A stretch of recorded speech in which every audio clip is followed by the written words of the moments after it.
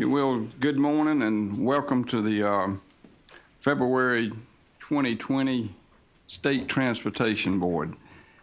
We will start, I'm going to do the invocation followed by the prayer. If everybody will stand.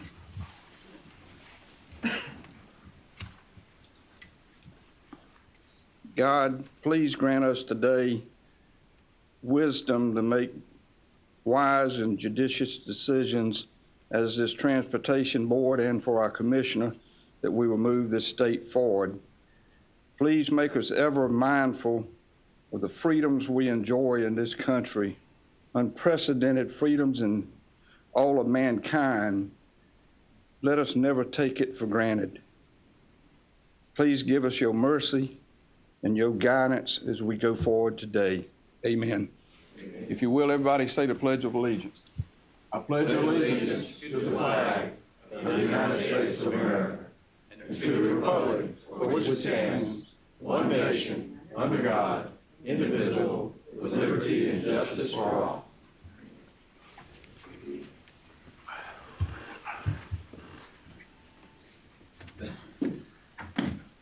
Thank you, and again, welcome to the Transportation Board. We have a pretty good agenda today, so we're going to jump right in and get started. If I can, I assume everyone has read the minutes. If so, I need a motion and a second. Have a motion, have a second. All in favor say aye. Aye. All opposed likewise. The minutes are approved from the January board meeting. Next, jumping in, if Albert Shelby's ready to go, we will have the Director of Program Delivery give us the March letting. All right, well, good morning, Mr. Chair, Commissioner, and members of the board. So I'm here to present the projects the department is proposing to advertise in the March 2020 letting. Before we present March, here are the FY 2020 results so far. We have let a total of 195 projects in FY 2020. This chart shows the number of projects by improvement type. The value of these 195 projects is over $546 million through the January 2020 bid awards, with 170 GDOT let projects worth approximately $405 million and 25 local let projects worth $141 million. This chart shows the dollar amount distribution by improvement type, with maintenance, bridge, and road projects making up the bulk of those types. Here are the results of the January 2020 letting. Of the 23 GDOT let contracts presented to the board, 21 were awarded and 2 were rejected. Now I'm going to discuss the projects in the March 2020 letting. We have a total of 29 projects and all are GDOT let. The next 2 slides list the non-TIA projects arranged by congressional district.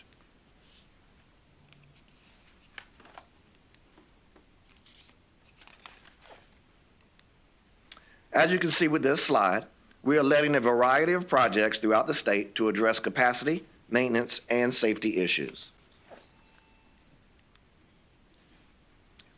The first project is the resurfacing of State Route 25 from the Bryan County line to I-516 in Chatham County for a distance of 12.6 miles. This section was last repaved in 2007, 13 years ago.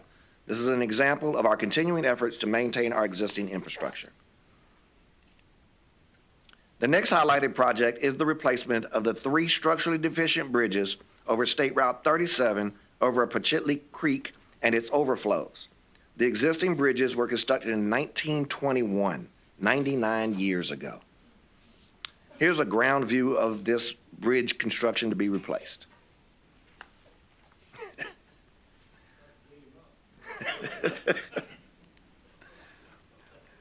This next project is the resurfacing of Interstate 85 from about 1 mile south of State Route 17 to the South Carolina state line for a distance of 7.45 miles.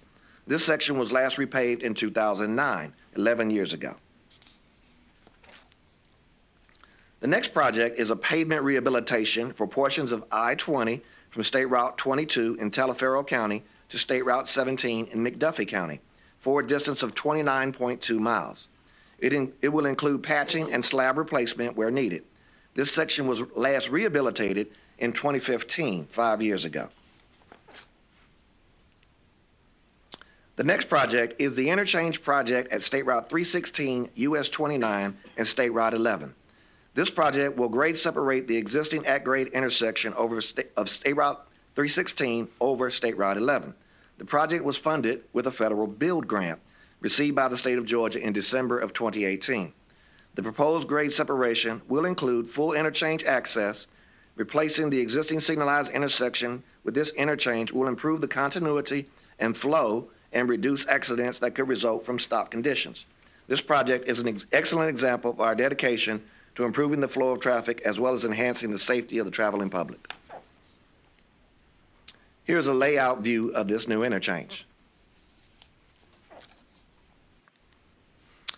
This next state-funded project will widen State Route 20 from 2 lanes to 6 lanes with a 20-foot raised median. This project begins 0.3 miles east of the I-575 interchange in the city of Canton and ends just east of Scott Road. The total project length is about a mile. Our final project is the widening of State Route 32 in Coffee County and the city of Douglas. This project has both TIA and state funds allocated to it. The project will widen a 4.2-mile corridor from 2 lanes to 5 lanes as part of the Governor's Road Improvement Program known as GRIP. The project will provide additional capacity and support industrial development in the county by connecting to modal facilities such as the Walmart Distribution Center in the city. Next, we'll talk about the TIA projects. Thank you, Albert. Good morning, everyone. The TIA office is letting 10 projects in the March letting, 5 projects in Lumber City, Telfair County, Congressional District 8, and 5 projects in the city of Hazelhurst in Jeff Davis County, Congressional District 12. All 10 projects consist of asphalt patching, leveling, and resurfacing, 4.7 miles in total for both batches. The Lumber City batch will include Randall Street, West Ave, Church Street, Sandpit Road, and Pine Street. And the Hazelhurst bundle will include Kersey Street, Sycamore Street, East Plum Street, Collins Street, Wilson Street. This represents a $96,000 commitment in the Heart of Georgia region.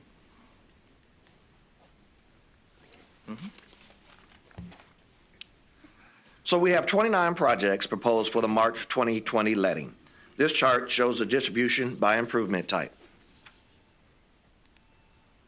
The estimate of these projects in the March 2020 letting is approximately $157.3 million.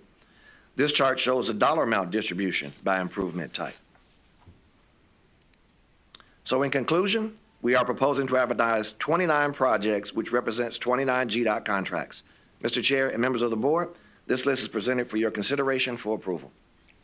Thank you, Albert, and Kenneth as well. Any questions from the board for either one of these gentlemen? If there's no questions, I need a motion and a second. I have a motion, I have a second. All in favor say aye. Opposed likewise. Motion approved. Thank you so much. Albert. Thank you, Kenneth. Next up, we have Paul Tanner, our planning director, to give us a revision of the construction work program. Paul, good morning. Good morning, Mr. Chair, ladies and gentlemen of the board. Not the planning director, though. Planning administrator. We're waiting for the planning director to get on board, but well, I was trying to bump it up a little bit today, Paul. Thank you, Mr. Chair. I appreciate that. That's the confidence I have in you. Sir, I received that. Thank you very much. Today I'll be presenting 2 projects for board consideration and board action in March. The first project consists of reconstruction and widening of State Route 120 from North Point Parkway to Kimball Bridge Road. This is in Fulton County and is also in Congressional District 6. The second project consists of drainage improvements on State Route 23 in Glenville, which is in Tattnall County, and it's located in Congressional District 12. These proposed additions to the construction work program will be presented to you next month for your favorable consideration. Thank you. Any questions from the board for Paul? If not, I need a motion and a second. No, sir. That's next month. This is for information only.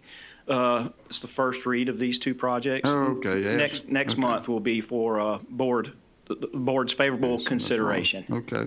Well, my notes were wrong. Thank you. Yes, sir.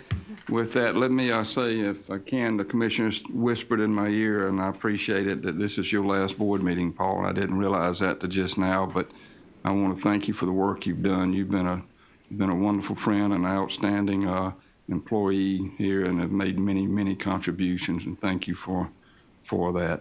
And with that, I hope y'all can give him a round of applause. Thank you. Thanks. Thank you, Paul. Thank you, Mr. Chair. With that, if he's ready, next person up is our distinguished commissioner, Russell McMurray. The stage is yours, Commissioner.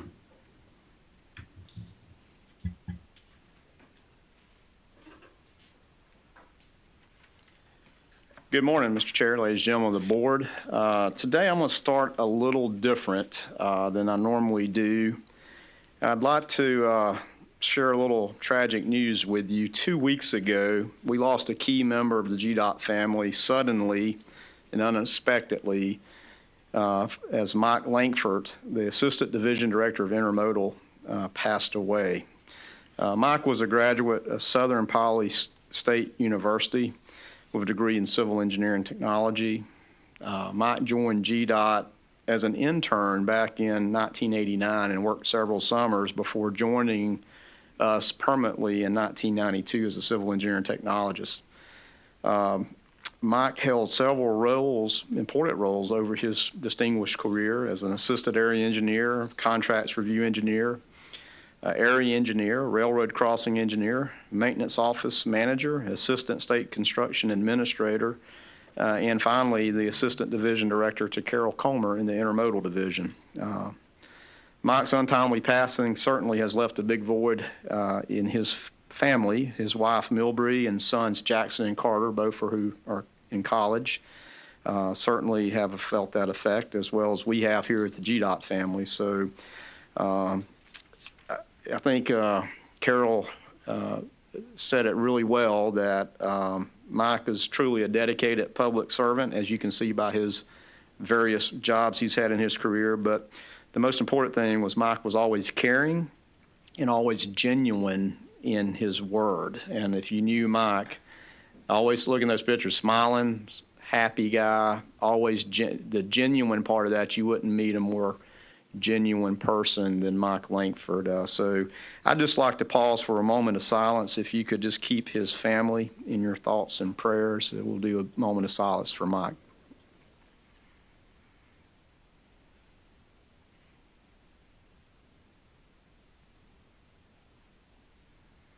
Thank you very much. Let me start now, as we normally do, with our state fund collections for the month of January. That collections totaled $170.86 million, with a break being $156.1 million in excise, $14.75 million in transportation fees. That brings fiscal year to date $1.192 billion, with excise being $1.08 billion and fees constituting about a $111, almost $112 million. As comparison to this time last year, and Angela highlighted some comparisons yesterday in her budget report, but compared to this time last year, $7.49 million more than this time last year. So still seeing a good trajectory there, being more. Moving into our total employment figure, 3,977 full-time employees. That is the high number for some time now. We still have 67 maintenance temporary staff, promoted 3 employees, and had 53 separations from employment. Procurement. Last month in January, had 115 contracts for professional services that help advance projects to the construction phase. Those 115 contracts valued at $23.4 million. bringing our fiscal year date-to-date contracts at 865, professional services contract totaling $376 million. So again, all the work that it takes to deliver projects for Albert to present them to you so we can get them to construction. So let's move into projects that opened to traffic of interest since the last time we were together, last month. And we'll start in Congressional District 1 in Chatham County, a capital construction project on State Route 25 connector, more affectionately known as West Bay Street for everybody that goes to Savannah. Everybody knows where Bay Street is. This begins over at 516 and goes over to the Bay Street Viaduct. This was about 1.25 miles of infrastructure investment that the contractor was Reeves Construction Company. And it opened up, or finally was finished in January 17th. Represents about a $14.8 million capital investment. And this was a very complicated project. If you see on the picture on the right, you can see the live oaks there where we had put in wide medians to avoid the live oaks and keep the contextual character of what you see in and around Savannah with the great live oaks, but also technology. So we have historical areas and live oaks, but we also put technology in this project, in this corridor of intersection video detection and the like to coordinate signals. So glad to have that project done. I know Ann is very familiar with this project and is certainly a great extension as it goes up toward the ports, actually. So great project. Glad to have that one done. Also in Congressional District 1, up in Wayne County, or over in Wayne County, rather, GDOT District 5, a TIA project, 6 miles of full-depth reclamation and shoulder reclamation and rehab on Broadhurst Road. And so this is 2.23 miles of plant mix resurfacing, also on South Macon Street in Jessup, just like Kenneth presented, a couple of projects bundled together. So glad to have these roads rehabbed and repaved. The contractor was J. Hare's Company. January 13th was when the project was finished up, representing a $2.8 million investment. This project was completed under budget as well. Over in Congressional District 2 in Early County, GDOT District 4, a capital maintenance project of a little over 4 miles of resurfacing, single surface treatment pavement, and shoulder rehabilitation on State Route 1 business. Contractor was Oxford Construction Company. It was finished up January 16th, represents a $1.5 million investment, and this project was completed ahead of schedule and under budget. Two of my favorite words.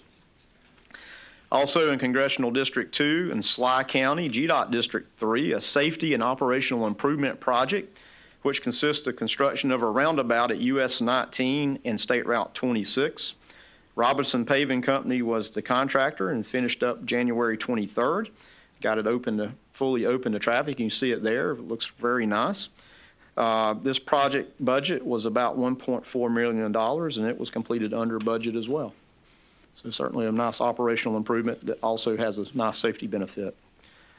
Congressional District 3 in Carroll County and GDOT District 6, a capital maintenance investment of 2.2 miles of milling and inlay and resurfacing on State Route 1, just north of Springdale Road and extending up to Maple Street. The contractor was C.W. Matthews Contracting Company.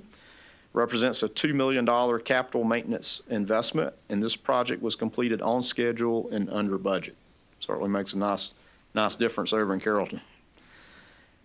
Also in Congressional District 3 in Harris and Troup counties, which is also GDOT District 3, a little over 13 miles of milling and resurfacing and shoulder rehabilitation on I-85, beginning at the state line and extending to State Route 219. The contractor was C.W. Matthews Contracting Company, I can't talk. C.W. Matthews Contracting Company, that's who they are. Interestingly to note, the last time 85 was resurfaced was 2000. So 20 years of life out of interstate pavement's pretty remarkable. So now we're going to get back to a good sustainable cycle on resurfacing, taking good care of the interstate system. This project was a $29.1 capital maintenance investment, completed ahead of schedule and under budget. Moving into Congressional District 11 up in Bartow County, GDOT District 6 is a local bridge replacement on Norton's Road. which is County Road 82, over Toms Creek. The contractor was Baldwin Paving Company, finished up on January 28th, and it represented a $1 million bridge replacement project. And I think this is a great example of, as we talked about yesterday, how the bond program has helped us focus on state bridges that freed up dollars to work on local bridges. And here's a great example of that. Take a bridge out, put a bridge back. And so the next project I'd like to highlight is a little bit different. The contractor in this case was mostly GDOT in partnership with the city of Sandersville. And it's the first roundabout we have with a railroad track running through the middle. So look at this intersection now and before, a very odd intersection with two roads on each side of the railroad. And then you can see the state route being right through the middle of the roundabout. So this is the first of the kind. We did this through our maintenance forces and through some quick response contracting, partnered with the city of Sandersville to put up street lights for the roundabout, and also ended up putting up gates, lights, and bells for control of traffic when the train comes through the middle of the roundabout. So think about that a little bit. You have to navigate cautiously. And again, you know, safety, roundabouts provide us tremendous safety benefit, and we can show that even with a railroad crossing, you can make it happen. And sometimes projects this size don't really get a lot of attention, but this one got picked up on the news, and I thought we'd just show you the clip because it's really a good story.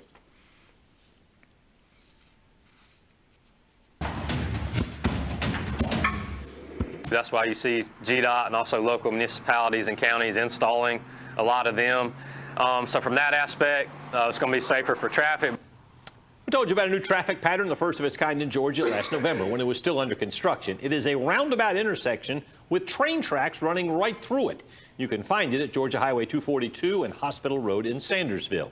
Now that roundabout is complete and fully functional. Kayla Solomon checked out the finished product and found out how people are adjusting to it. Last time we were out here, there were still some finishing touches that needed to be put on this roundabout, such as some paving as well as the railroad crossing arms. Now, almost 3 months later, the Georgia Department of Transportation says the experiment has been a success. So it's really something that men and women are able to hang their hat on, that this is the only railroad crossing roundabout in the state of Georgia, and it's here in Sandersville. Kyle Collins with the state says in the first few months this new roundabout has been open, there have been no reported accidents, but people are still getting the hang of how to drive through it. That's why we try to continue to educate them. When you come up to the roundabout, it moves counterclockwise. Always look to your left, yield to your left, the traffic in the circle. When you have space, hop in. And when a train comes through, Collins says there are 4 crossing arms to make sure any car in or entering the roundabout is safe. This actual intersection has always kind of been a nemesis for all of us here.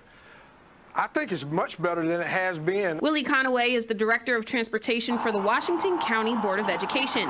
He says 40 school district buses travel through here daily, and drivers were trained to treat this like any other railroad crossing.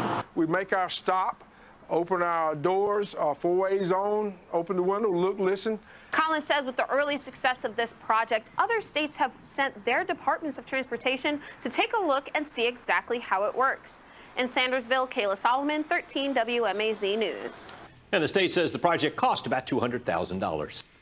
Certainly want to give a shout out to our District 2 team, Corbett Reynolds and his staff, for everybody figuring out how to make that work and teaming up to make it work.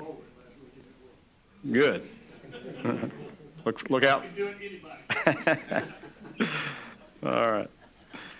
All right, let me move away from projects now and highlight some special events, honors, and awards and other things of importance that you may find of interest. And I'll start with the re-election of Tim Golden and Rudy Bowen.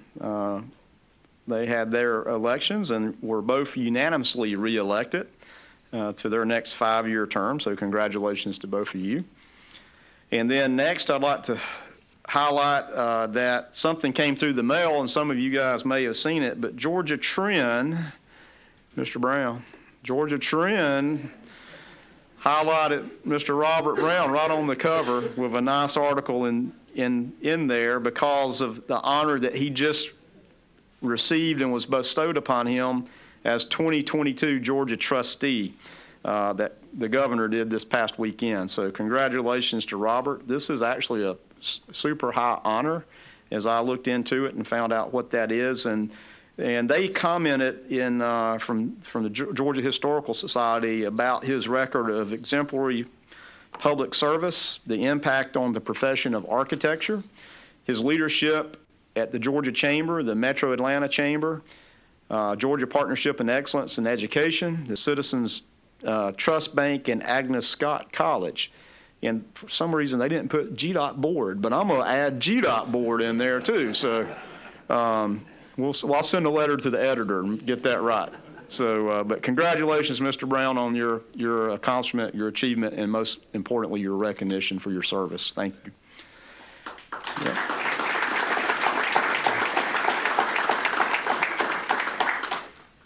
Also, just recently, Engineering Georgia named the 100 most influential women, and I'm proud to say that we have a really good showing, starting with our transportation board, with Emily Dunn, Stacy Key, Dana Lemon, and Ann Purcell all being recognized as one of the most 100 influential women as it relates to engineering in Georgia. But also, we have 6 of our GDOT team members, Meg Perkle, Angela Whitworth, Carol Comer, Marlo Clowers, and also Haral Patel, and our spokesperson, Natalie Dell, as well. So I'm glad to see that they were aptly recognized. But also, I would just say that there's, for you that have been recognized, I guess 10, there's 25% of our workforce that are women that all do a fantastic job, and they all should be in there. So I'll send another letter to the editor, I guess. But congratulations for your recognition. Thank you guys for making Georgia DOT the great DOT that it is. So some other news I'd like to share with you, and this is really a neat honor as well, is I want to congratulate Mr. Phil Peavy for being named a Transportation Management Fellow by the American Association of State and Highway and Transportation Officials. That's what we call AASHTO. This fellowship will move Phil to Washington, D.C. to spend a year working with the various agencies and officials in a variety of highway engineering, environmental, and policy issues at the national level. The AASHTO Fellowship Program is a major accomplishment which utilizes frontline expertise and practical experience that Phil has of its fellows to formulate technical documents, policy position papers, and really to see what's going on at the national level. And of course, Phil is very well qualified to do this, as he was selected to do this, and it was a competitive process. Phil has over 15 years of experience at GDOT from working as planning group leader and the Atlanta branch chief, and also the Air Quality and Technical Resource branch chief. He's managed large transportation studies for us over the years and worked with the MPOs in developing their transportation plans, and certainly has facilitated the transportation conformity process for non-attainment areas dealing with air quality, which is highly technical. He also is a co-chair for the Planning and Environmental Linkage Task Force for GDOT and has been working to incorporate planning and environmental linkage into transportation planning studies. I know Phil's experience here at GDOT will be an asset to the team in D.C. at AASHTO, and we look forward to learning from his experiences and what he brings back to Georgia after his year. I'd like for Phil to stand up. He's with us today, and give him a round of applause for his recognition.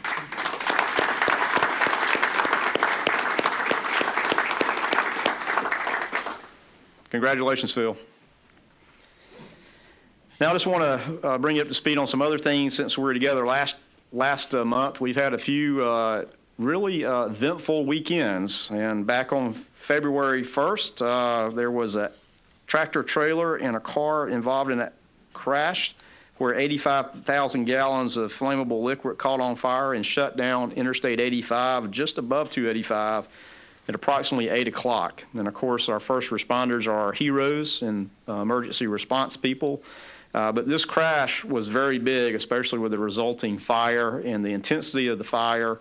You may remember people had to evacuate their cars, businesses evacuated due to the size and complexity of that. But that took place again around 8, and once the fire was sort of under control, and we began scrambling immediately to understand what we needed to respond to that. So we had members of District 1, District 7, our traffic management center, and of course our heroes to really stand up the plan. And then it included many of our folks, especially GDOT District 1 crews. They arrived on scene by about 12:30, and before 6, they had 5 lanes that asphalt had to be removed and put back due to the damage of the fire on the highway. So couldn't have asked for a better execution of our team. This was Saturday morning, so on the next slide, you'll see a list of names of all who worked. That many people showed up on Saturday, called from whatever they were doing on Saturday morning, reported, got there quickly by 12:30, and was out of the road by 6 and opened it back up. This crash actually got national attention. It was on the national news due to the significance of the fire. So again, congratulations and thanks to the dedication and hard work of the men and women that show up on a weekend unexpectedly to serve Georgians. So certainly proud of them.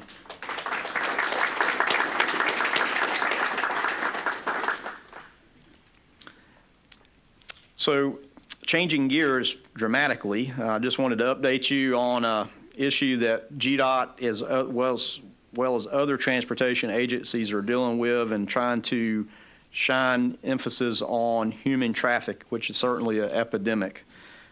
Human trafficking is basically modern-day slavery, affecting millions of adults and children worldwide, but obviously right here in Georgia too. In fact, last year before the Super Bowl, there was our first human and trafficking involvement with an event where 72 school buses, which are about a mile long, went from Atlantic Station up to the World Congress Center. That represented 3,600 children that are human trafficked in Georgia every year. So that's pretty staggering when you see something that symbolic of how a big issue this is. But last month, Secretary Elaine Chao invited leaders from transportation across the nation to come to USDOT to be part of a combating human trafficking event. And not only were we invited as Georgia, First Lady Kemp was on the main program, and I, along with a few other DOT commissioners, were with First Lady Kemp on a panel discussion that followed the main program. And we had the program consisted of members from Congress, state government, a few attorney generals involved as well, and really focused on what DOTs could do. And in this photo, you can see that we all signed a pledge to train our workforce and to raise public awareness on the issue of human trafficking. This was called Transportation Leaders Against Human Trafficking. So we are well underway as Governor Kemp actually put out a training video for all state employees. We're underway with that, and we'll update you as we go forward on some other events as we train our frontline workers to do what the Grace Commission that the First Lady established is set forth to do. And the Grace Commission stands for Georgians for Refuge, Action, Compassion, and Education. And out of those letters, our goal is to try to educate so we can become actionable. And we have a big opportunity to do that. And there will be some more events coming up in the future, and we'll inform you of those, of how we can continue as Georgia DOT to combat human trafficking.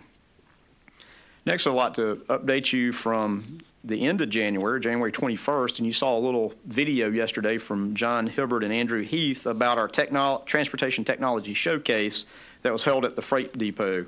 And again, this was a great opportunity where we could highlight how we're working innovatively with the private sector to prepare the state for smarter, safer, and better connected transportation future. We had 300 attendees that were actively participated in looking at all this emerging technology. The cool thing about all this was pretty hands-on. I know Mr. Abel was able to be there and check some of it out. It was really amazing to see. We had great media coverage, got in a lot of trade publications. We had more than 20 organizations and technology companies participating. As you saw yesterday, we had the governor, lieutenant governor, and Chairman Brandon Beach that provided remarks throughout the morning.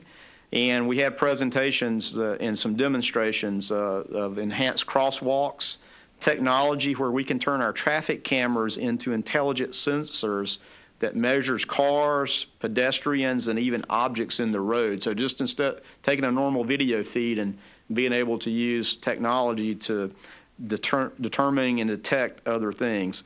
And also one of them was a thermal imaging technology where we could detect potentially an alert for wrong way drivers, which is always a concern on our interstates and freeways. So again, technology provides us a lot of opportunities. So as highlighted yesterday in the Committee of the Whole, the governor announced a partnership that we have with the Atlanta Regional Commission to deploy over 1,000 more new intersections that will be connected vehicles. We call the CV1K, meaning connected vehicles for 1,000 signals across Metro Atlanta. So we're very excited about that, which is getting under procurement now.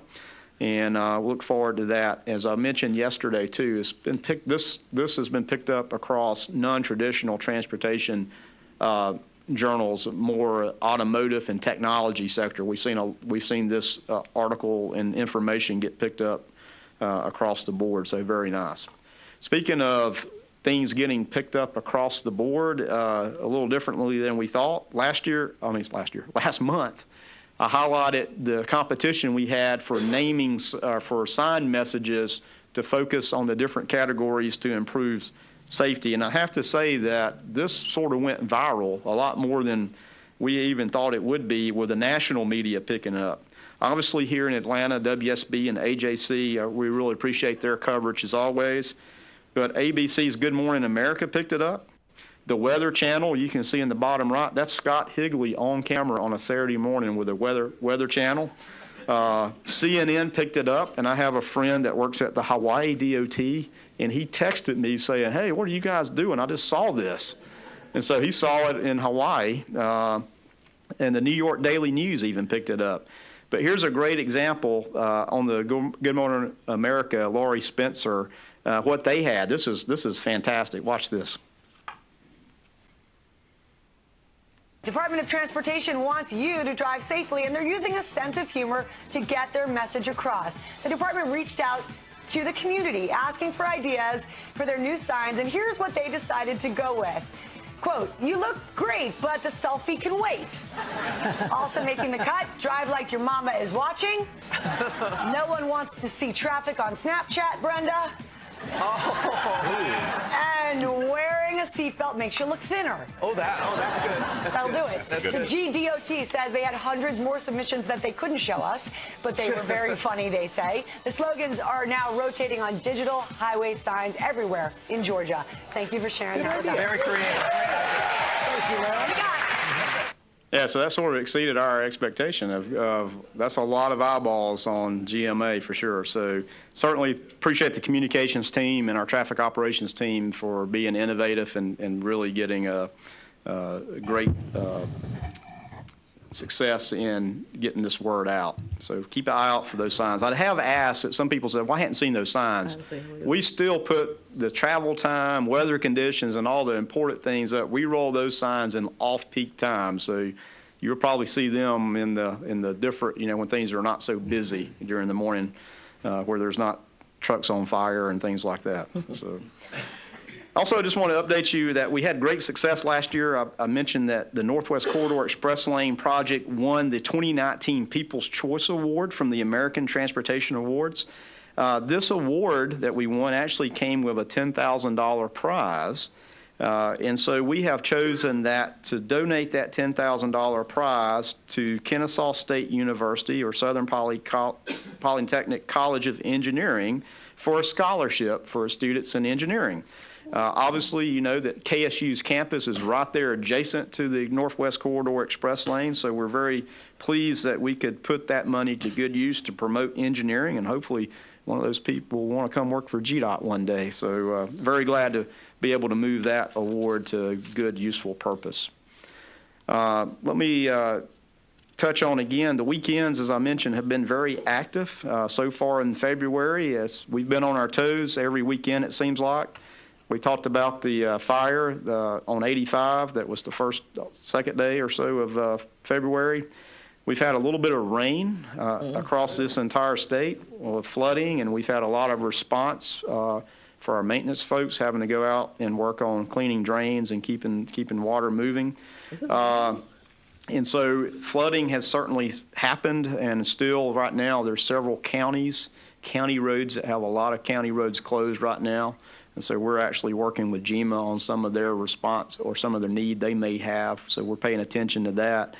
But it seemed like then a few weeks ago, 2 weekends ago, it had that four-letter word that begins with S, the white stuff that falls from the sky. And so we began on Friday, in fact, pre-treating all the roads here in Metro Atlanta up the northwest corner of the state as well as the northeast part of the state. And on February 8th, it snowed some of the biggest snowflakes I've seen in a very long time. And we had significant accumulation, especially right north of the city, 4 to 6 inches, even in the mountains, it was even more than 6 inches in places. And it came down very fast, but our teams worked around the clock. Again, they started on Friday night pre-treating, and then they worked all through Saturday and into Sunday morning because we did have some good melting effect, but that turns into black ice. So they worked overnight into Sunday morning, and especially District 6, District 1, and District 7 did a fantastic job of taking care of business. Isn't that amazing? And the day before it was sunny and about 40, 50 degrees. So again, they did a fantastic job. To give you some idea of level of effort, we placed over 1,500 tons of salt, 186,000 gallons of brine, and treated 6,300 miles of roadway. That's one way, so multi-lanes take, multiply by 4 on the interstate. So you can see the coverage. This was a big storm. So if that wasn't enough, we're preparing for today and tonight. In fact, Cartersville last night, their district was ready to deploy if needed. And we're obviously looking at the weather for what can happen today and tonight into tomorrow, with the biggest concern being, again, roadways freezing and having black ice situations in the morning. So we'll have an active day. District 1, 7, and 6 are ready to deploy and do what they need to do to pre-treat roads in advance of whatever weather may come this way. Right now, it looks like most of it will be rain on the onset, turning over to snow, sleet, and then freezing later. So no rest for the weary. But again, just compliments to our maintenance forces and our operations folks who, again, are dedicated on weekends, all weekend long, and then come back in Monday and start back up to go again.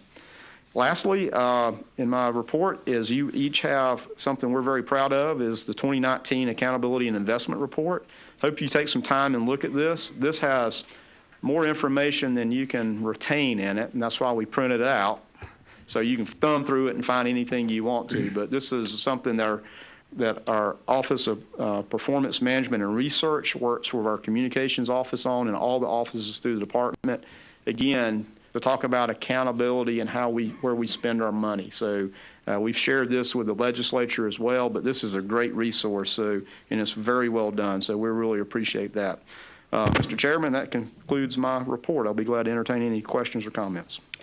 Mr. Chairman, I have a point I'd like to make from the tragic fire that we saw on the weekend a couple of weeks ago, and how the District 1, I know the commissioner showed us the impact that it had, but I don't think we realized the total impact when you look at the 85 quarter, 340,000 cars a day, and how these first responders from District 1 did a fantastic job.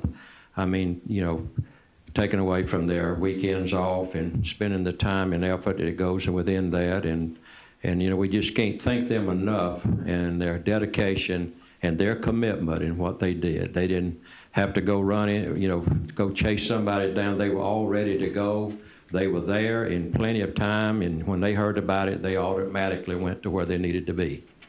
And that's something that we are very proud of from our people in maintenance and the job that they did. It was fantastic, and even the news media gave us some mighty favorable remarks of how well that went. So I just think the board need to give them recognition of the great job that they did. Thank you. Thank you. Thank you, Rudy. Well said. Absolutely. We got some of the greatest employees in the country here. That dedication is remarkable, because they challenge time after time, and they keep coming to the challenge and doing it well. So we are really well said. Thank you. Any other comments from the board for the commissioner? Not, Commissioner, I would like to ask one thing, though. Jamie Boswell just made a statement he was able to successfully drive through a roundabout. I really doubt that, so I think we ought to launch an investigation. My understanding was he was driving the train. Mr. Chair, I failed to mention one thing. Again, going back to accountability and investment, one of the things that I failed to mention and probably should have given you forewarning is you're being broadcast live. So we are actually taking this board meeting so it's live so that people don't have to come here. They can watch it online. And we actually had some citizens say, hey, I can't get to the board meeting. I would love to see what's going on. So should have given a disclaimer up front. But and I had my hair done. I had my hair done especially today for being on online. But you look wonderful. You look wonderful. Thank you, Commissioner. Great report. With that, you sort of flustered me. I was wondering, is this America's Funniest Videos? Those are great. I love the publicity. That was great. That was great. Let's go into committee reports. Don. Oh, I'm sorry about the missed one. I'm sorry. Thank you, Kristen. Let me introduce Shirley Stevenson with the American Public Works Association. Shirley, if you would please come to the podium. I understand you have a award and a presentation you're going to make. And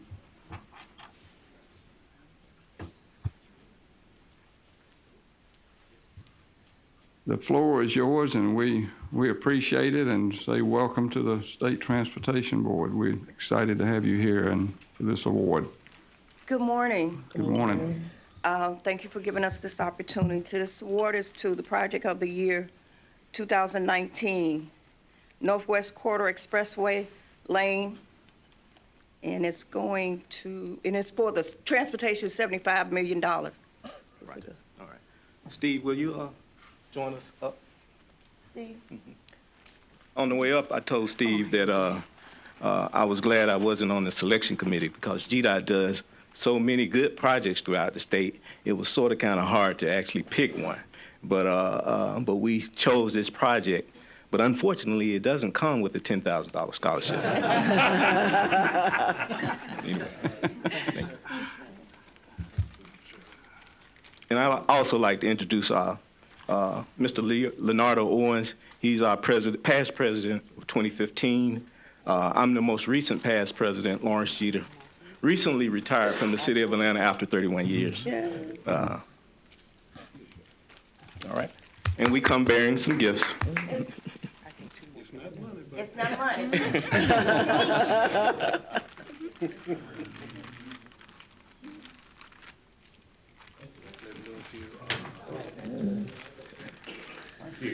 I think you dropped one.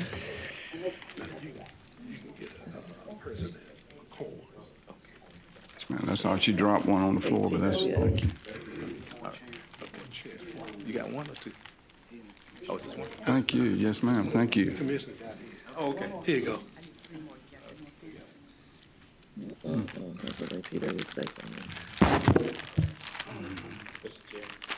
Lawrence, oh, that's good. Thank you. Oh, wow. Thank you.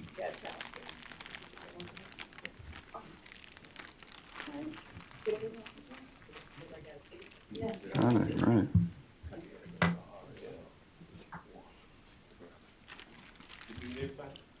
Steve needs to speak. All right, we want to thank you for giving us this opportunity, and Tim, thank you so much. Thank you. All right. All right.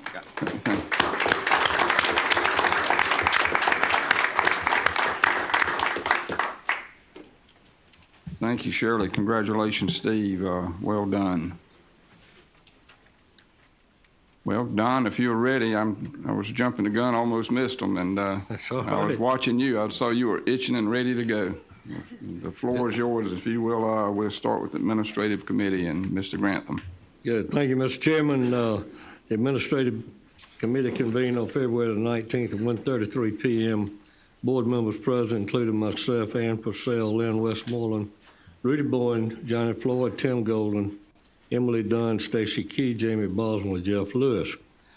Kyle Moat, as a statewide training manager, gave an update on the training and development programs offered by the department. The update included an overview of the Strategic Leadership Development Plan which illustrates the training path for supervisors and managers within the department. The update also included summaries of various trainings offered throughout the department with a focus on the Maintenance Development Program and the Professional Engineer Development Program. The update on training and development highlighted the department's commitment to the governor's statewide mandated training, sexual harassment prevention, cybersecurity training, and the human trafficking awareness. The presentation concluded with the success of training and development and the outlook for 2020. There being no action taken, the meeting was adjourned at 1:47 p.m. That is my report, Mr. Chairman. Thank you, Mr. Grantham. Since you're warmed up, are you ready to go for the Finance Committee? Thank you, Mr. Chairman. It's my pleasure to present the Finance Committee convened on February the 19th at 1:48 p.m. Committee members present included myself, Ann Purcell, Rudy Bowen, Tim Golden, Emily Dunn, Johnny Floyd, Lynn Westmoreland, Stacy Key, Jamie Boswell, and Jeff Lewis. Our Treasurer Angela Whitworth presented the Governor's and House's amended FY20 budget and the Governor's FY21 budget recommendations. There were discussions regarding the changes to both budgets and the motor fuel yearly consumption trend chart. The Treasurer also stated that the Commissioner has presented the Governor with the amended FY20 budget and the FY21 budget recommendations to the Senate Transportation Appropriations Subcommittee.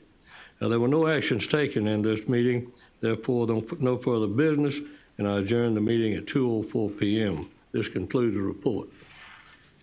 Thank you, Mr. Grantham. Next up is the Legislative Committee, but I want to commend Lynn Westmoreland for getting 20 years out of that road. But if you will, the legislative report, Lynn. Thank you, Mr. Chairman. The Legislative Committee convened on February 19, 2020 at 2:05 p.m. Board members present included myself, Don Grantham, Johnny Floyd, Jamie Boswell, Ann Purcell, Tim Golden, Rudy Bowen, Emily Dunn, Robert Brown, Stacy Key, and Jeff Lewis. First order of business was Joshua Waller, Director of Policy and Government Affairs, provided a state and federal legislative update. As part of the state update, Joshua discussed the updated legislative calendar, recent committee meetings, and current transportation legislation that's under active consideration. During his federal update, he discussed the Senate, House, and administration proposals for reauthorization of the FAST Act. Joshua also noted that Commissioner, Deputy Commissioner, and Chief Engineer will be attending the AASHTO annual DC fly-in next week, focused on federal transportation reauthorization and congressional outreach. Mr. Chairman, there was no committee action taken, and there being no further business, the meeting was adjourned at 2:34 p.m. This concludes my report. Thank you, Lynn. Next up, the P3 Committee and Kevin Abel. Thank you, Mr. Chairman. The P3 Committee convened on February 19th at 2:34 p.m. Board members present included Rudy Bowen, Jeff Lewis, Emily Dunn, Ann Purcell, Tim Golden, Johnny Floyd, Robert Brown, Stacy Key, Lynn Westmoreland, Dana Lemon, Don Grantham, Jamie Boswell, and Jerry Sheeran. Tim Matthews, MMIP Program Manager, gave an MMIP update from the Office of P3 Innovative Delivery. Tim gave a project status and overview of several projects in the Major Mobility Investment Program and presented a virtual simulation of the I-285 top-end express lanes. He discussed the MMIP schedule update, pre-let project updates, procurements in progress, and right-of-way update. He outlined the upcoming 2020 activities for I-285 top-end express lanes, I-75 commercial vehicle lanes, SR400 express lanes, and East Interchange improvements. He included an update on active stakeholder outreach to include state legislators and local municipalities along the corridors. Tim gave an overview of the delivery model and active procurement schedules for SR400 and East Interchange. Tim highlighted the importance of the restriction of communications that started February 3rd when the request for qualifications was issued for SR400 and concludes with issuance of NTP to the successful proposer. There being no further business, the meeting was adjourned at 2:58 p.m. This concludes my report. Thank you, Mr. Abel. The Gateways Committee, and Lynn, you're back up again. Thank you, Mr. Chairman. The Gateways Committee convened on February 19th, 2020 at 2:59 p.m. Board members present included myself, Don Grantham, Johnny Floyd, Jamie Boswell, Ann Purcell, Tim Golden, Rudy Bowen, Emily Dunn, Robert Brown, Stacy Key, Dana Lemon, and Jeff Lewis. Felicia Davis, Landscape Architect Manager, gave an update on the Roadside Enhancement and Beautification Council grant. This name was changed from the Gateway Grant in 2016, and it has enabled communities to install enhancement plantings on the right-of-way across the state of Georgia. This program is funded by contributory value fees paid as part of vegetation management at permitted outdoor advertising signs. Ms. Davis provided information on the grant programs that have been administered, focusing on Phase 6, which was announced at the end of the month. She said that the maximum grant size is $50,000 with no local match required, and the submitting agency agreeing to long-term maintain the proposed project. The grant is a reimbursement program where the grant funds only cover actual materials installed. She showed several examples of successful projects that have been implemented around the state. The application process is underway, and applications are due by the close of business April 29th, 2020. She highlighted GDOT's partnership with Georgia Grown Products and where to find the applications online. There was no committee action taken.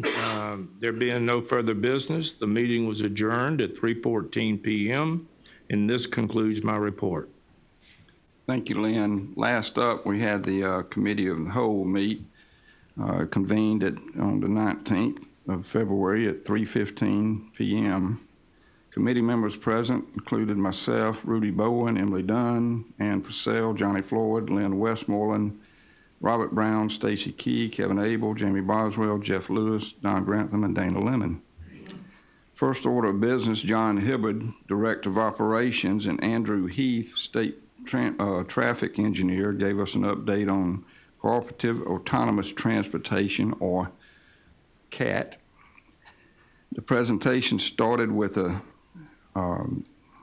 video clip that was filmed during the technology showcase held at the Freight Depot on January 21st, which the Commissioner showed us just now. Mr. Hibbard described the expanded focus of CAT and the various committees and task forces that are all involved in coordinating between agencies such as GDOT, IOOs, car manufacturers, and OEMs. Andrew Heath discussed vehicle deployment, which has over 400 intersections equipped out of the 1,700 signals that are part of GDOT's RTOP initiative. He highlighted the announcement the governor made at the showcase about another connected vehicle deployment, which would include additional new technology and an additional 1,000 signals in the metro Atlanta area. Finally, he spoke about the partnership with Panasonic, GDOT, and the RAY deploying connected vehicle technology on I-85 near the Alabama state line. John Hibbard summarized our efforts going forward, continuing the deployments we have underway and the RFP that we're about to release, and emphasized the appreciation for the department's strong and supportive executive management. The second order of business was Mike Alexander, Director of the Center of Livable Communities, gave an Atlanta Regional Commission update. The data he presented showed how changing demographics will impact Metro Atlanta in the future. And I think everybody on this board that was there would say it was an incredibly useful, interesting, and informative demographic presentation, and we thoroughly enjoyed it, and we appreciated Mr. Alexander's insights for the future growth of this state. It's so important for us to always be mindful of in our work.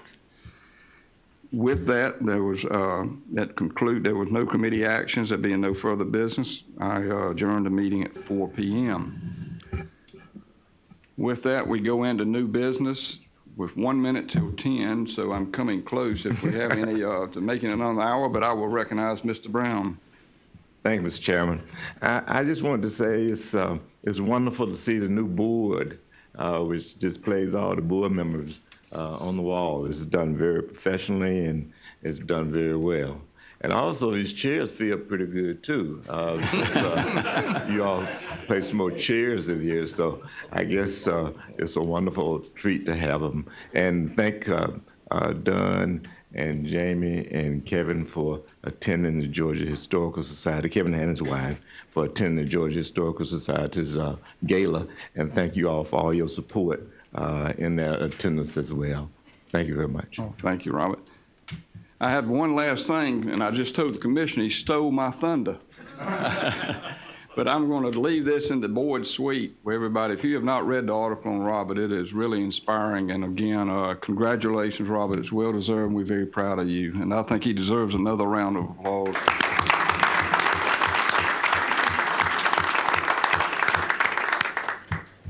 Tim, could I say one thing? And since the Ray was mentioned, and I don't know if this has been mentioned in the meeting before, but if you're on I-85 headed towards Montgomery, that last mile of pavement is 10% rubber. And the mile coming from Alabama into Georgia, that first mile is made with rubber.